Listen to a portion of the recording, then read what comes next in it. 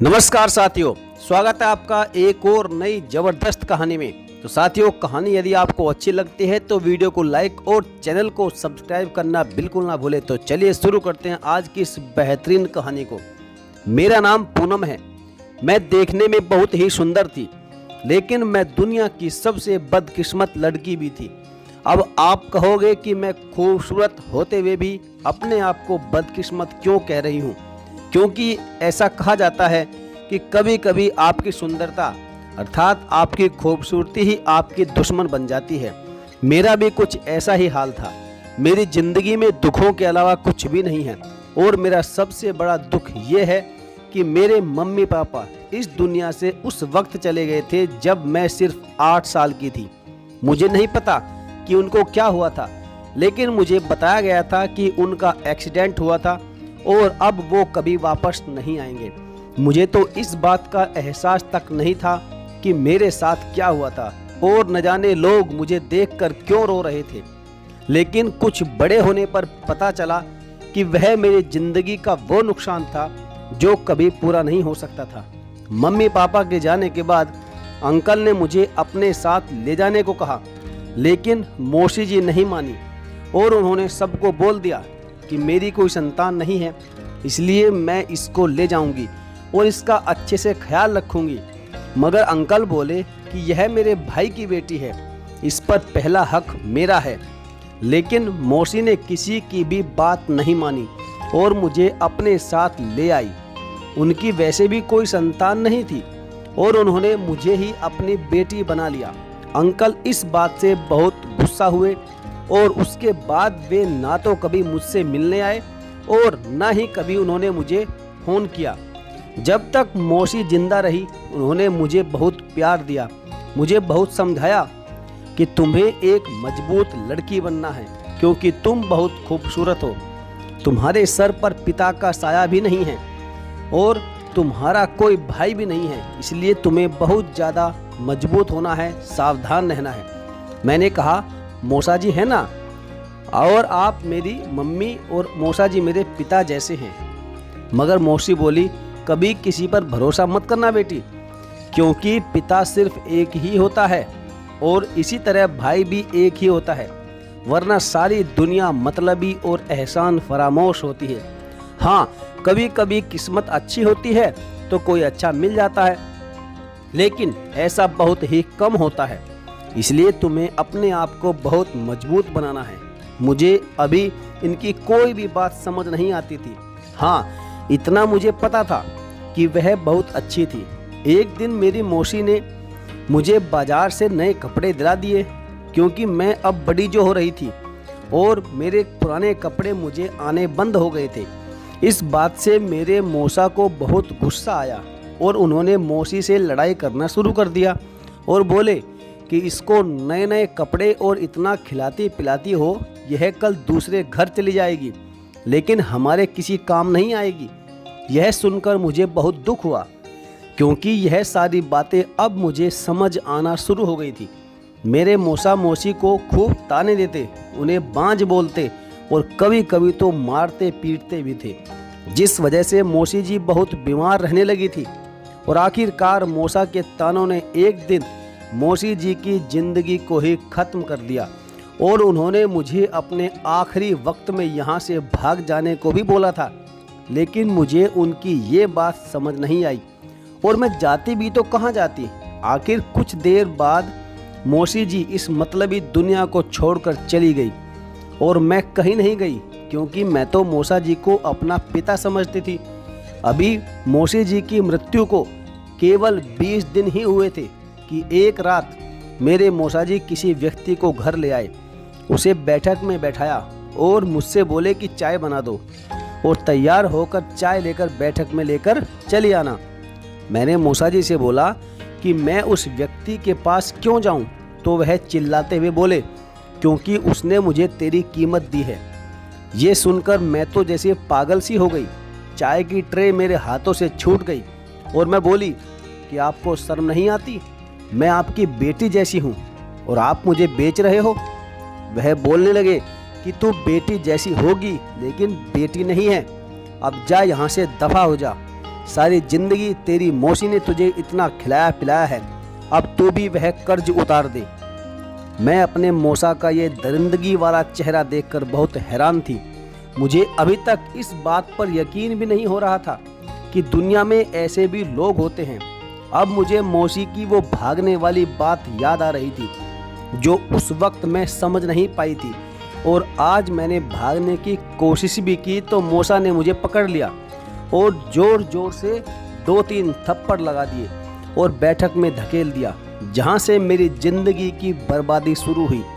सुबह मैं ऐसे बैठी थी जैसे मेरे शरीर में जान ही ना हो, और रोते रोते मेरा बुरा हाल था।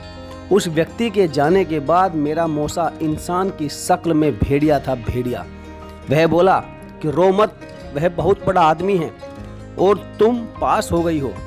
अब वह हमें अपने ही जैसे और बड़े बड़े अमीर लोग ढूंढ कर देगा। अब हम दोनों मिलकर कमाएंगे और मिलकर खाएंगे।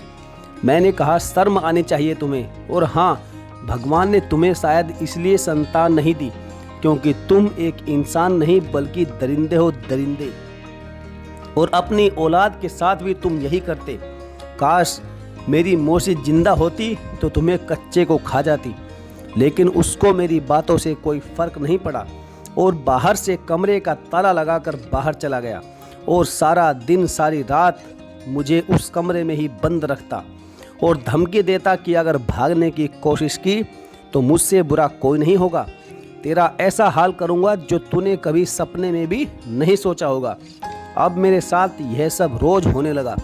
कभी कोई घर आता और कभी मेरा मौसा मुझे किसी के घर छोड़ आता और सुबह होते ही लेने आ जाता। अब मेरी ज़िंदगी पूरी तरह नरक बन चुकी थी। मैं अपने आप को खूब कोसती और कहती कि मैं अपने माता पिता के साथ ही क्यों नहीं मर गई। अगर मैं मर जाती तो आज मेरे साथ यह सब नहीं हो रहा होता। मुझे समझ नहीं आता कि मैं क्या करूं। मेरी ज़िंदगी का कोई मकसद नहीं बचा था। फिर एक दिन सारे मोहल्ले वाले इकट्ठा हो गए और बोले तुम यहाँ गलत काम कर रहे हो, हम तुम्हें यहाँ नहीं रहने देंगे, और अगर तुम यहाँ से नहीं गए तो इस घर को आग लगा देंगे। मैं इस बात से भी बहुत खुश हुई क्योंकि मरकर ही सही, लेकिन मुझे इन सब चीज़ों से छुटकारा तो मिल ही जाएगा।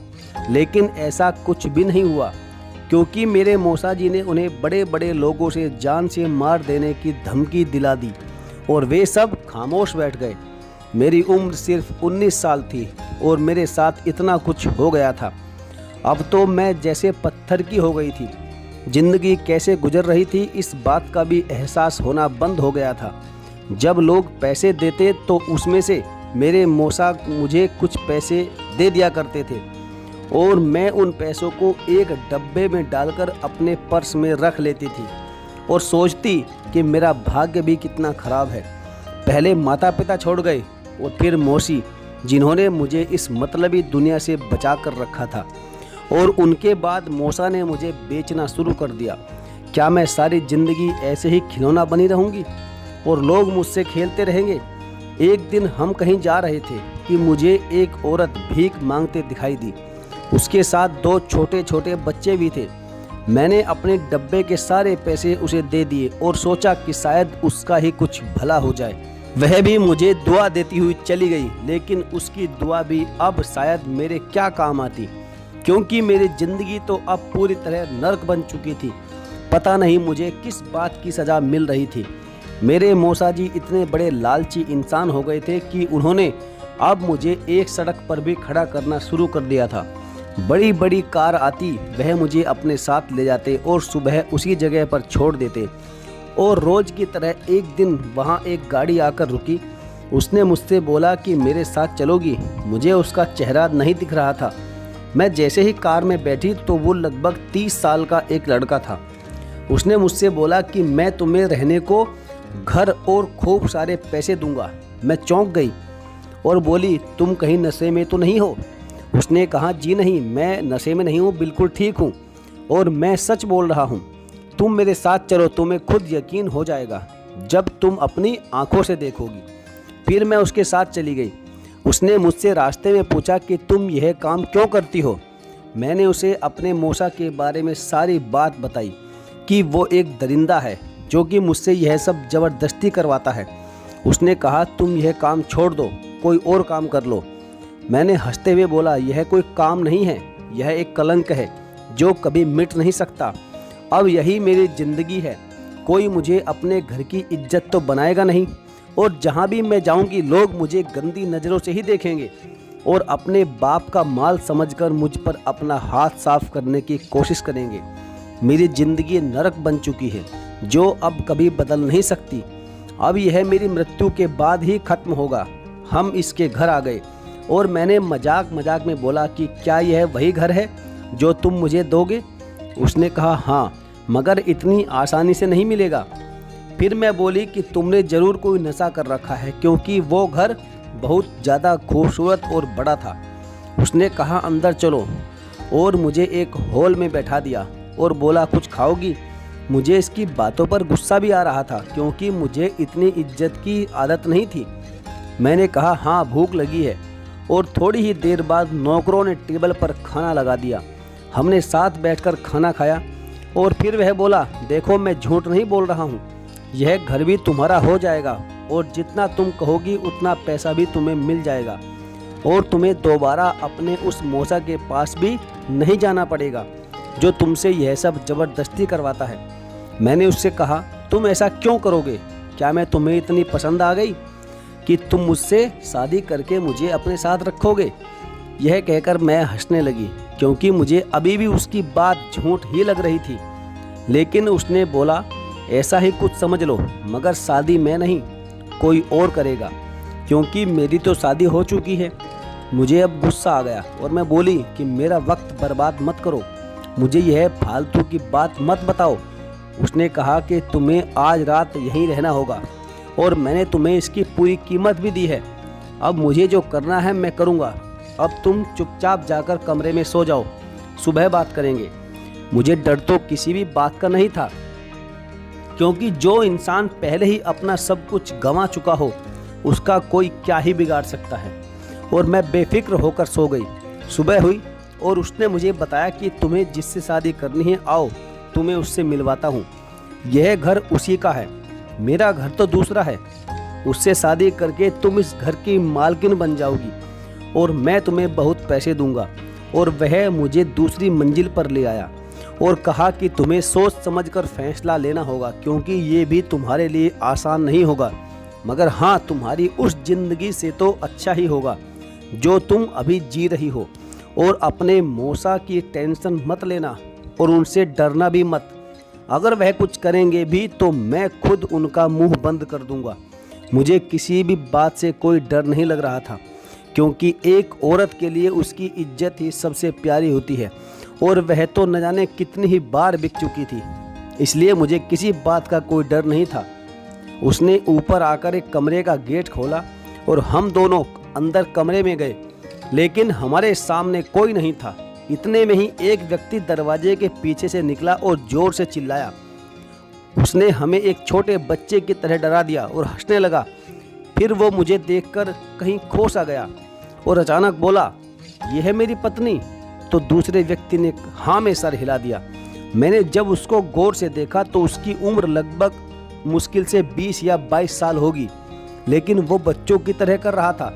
फिर हम नीचे आ गए और उसने मुझे पूरी बात बताई।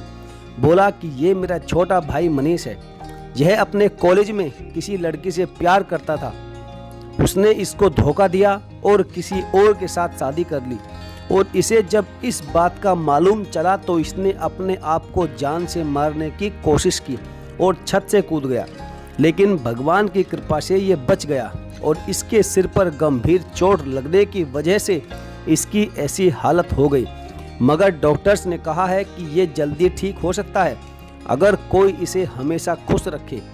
मुझे तो काम की वजह से समय नहीं मिल पाता और मेरी पत्नी भी इसका ख्याल रखने से मना कर चुकी है, इसलिए मैंने तुम्हारे बारे में सब कुछ जानने के बाद ही यह फैसला किया है और अब जो तुम्हारा फैसला होगा वह मुझे मंजूर होगा। और हाँ, अपने मौसा से मत डरना, वह तुमसे ज़बरदस्ती यह सब करवाता था, इसलिए कल ही मैंने अपने एक दोस्त से बोलकर उसको गिरफ्तार करा दिया है। अब उसकी बाकी की सारी ज़िंदगी जेल में ही कटेगी। मैं सोच में पड़ गई और मैंने सोच लिया कि शायद मुझे इससे अच्छा मौका कभी नहीं मिलेगा। मुझे उस नर्क से निकलने का मौका मिल रहा था और मैंने फैसला कर लिया कि मुझे वापस उस नर्क में नहीं जाना और उसको हाँ बोल दिया। उसने एक बार मुझसे फिर पूछा कि क्या तुम अपने होशो हवास में यह सब बोल रही हो? मैंने हाँ बोल दिया और अगले ही दिन उसने मेरी शादी मनीष से करा दी और मुझे यहाँ किसी भी बात की कोई परेशानी नहीं हुई और मैंने अपने दरिंदे मौसा को भी कभी नहीं देखा। आज हमारी शादी को 1 साल हो गया है। मनीष भी अब धीरे धीरे ठीक हो रहा है और अब मैं इस घर में हंसी खुशी रहती हूँ। आखिर इतने दिनों के बाद ही सही, लेकिन मेरी ज़िंदगी एक अच्छे मोड़ पर आ गई। तो साथियों, आपको यह कहानी कैसी लगी? आप हमें अपने विचार ज़रूर कमेंट बॉक्स में लिखें। और हाँ, यदि आपने अभी तक हमारे इस चैनल को सब्सक्राइब नहीं किया है तो हमारे चैनल स्वर्णिम कहानियाँ को जरूर सब्सक्राइब करें और साथ ही साथ बेल आइकन को प्रेस करना बिल्कुल ना भूलें। तो चलिए साथियों, मिलेंगे फिर और किसी दमदार और बेहतरीन कहानी के साथ। तब तक के लिए धन्यवाद। जय हिंद।